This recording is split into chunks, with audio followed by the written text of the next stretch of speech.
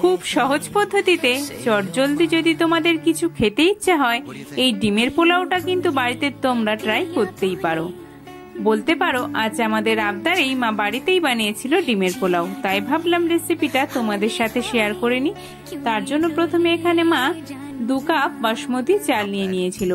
এরপরে মা চালটাকে খুব ভালো করে জল দিয়ে ধুয়ে নিচ্ছিল। এইভাবে মা চালটাকে 2 থেকে 3 বার ধুয়ে নিয়েছিল।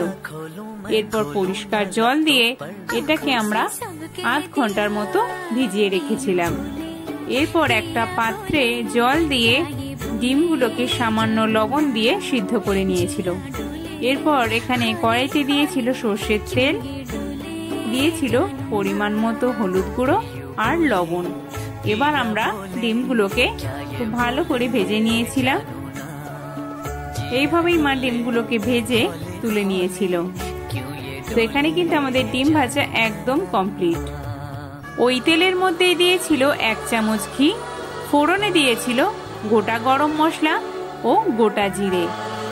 একটু নাড়াচাড়া করে একদম পাতলা করে কেটে রাখা কুচনো পেঁয়াজগুলো দিয়ে পেঁয়াজগুলো একদম বেরেস্তার মতো লাল লাল করে ভাজা হয়ে এলে এর মধ্যে দিয়েছিল টমেটো কুচি ও কাঁচা লঙ্কা চেরা, আর দিয়ে দিল আদা ও রসুনের পেস্ট। এরপর খানিকক্ষণ খুব ভালো করে নাড়াচাড়া করে নিয়ে দিয়ে দিতে হবে স্বাদ মতো লবণ, লঙ্কার গুঁড়ো, আর দিয়েছিল হলুদের গুঁড়ো, জিরে গুঁড়ো ও ধনে গুঁড়ো। এগুলোকে আবারও খানিকক্ষণ খুব ভালোভাবে কষিয়ে নিতে হবে। এরপরে ভিজিয়ে রাখা বাসমতি চালটাকে মা দিয়ে দিয়েছিল। চালগুলোকে এই মশলার সাথে খানিকক্ষণ একটু নাড়াচাড়া করে নিতে হবে। এরপরে দিয়ে দিতে হবে পরিমাণ মতো জল।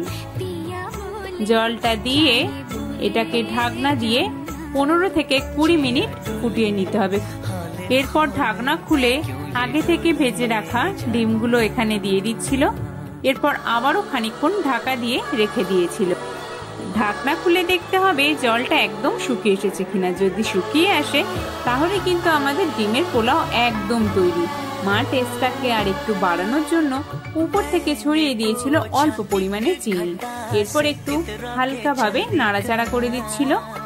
এটা থেকে কিন্তু দারুণ একটা গন্ধ বেরিয়েছিল বন্ধুরা, আর এটার টেস্ট হয়েছিল কিন্তু অসাধারণ।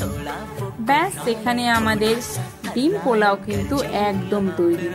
দেখে নাও বন্ধুরা কত সুন্দর হয়েছে আমাদের ডিম পোলাও। এটা কিন্তু আমাদের বাড়ির প্রত্যেকেই খুব পছন্দ করে। তোমরা কে কে পছন্দ করো ডিম পোলাও আমার মতো অবশ্যই কিন্তু কমেন্টে জানিও। এবার মা এটাকে সার্ভ করে দিচ্ছিল।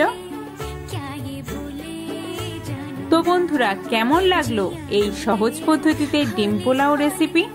অবশ্যই কিন্তু কমেন্ট করে জানিও আমাদেরকে। আর ভালো লাগলে তোমরাও কিন্তু এই রেসিপিটা বাড়িতে ট্রাই করে দেখতে পারো।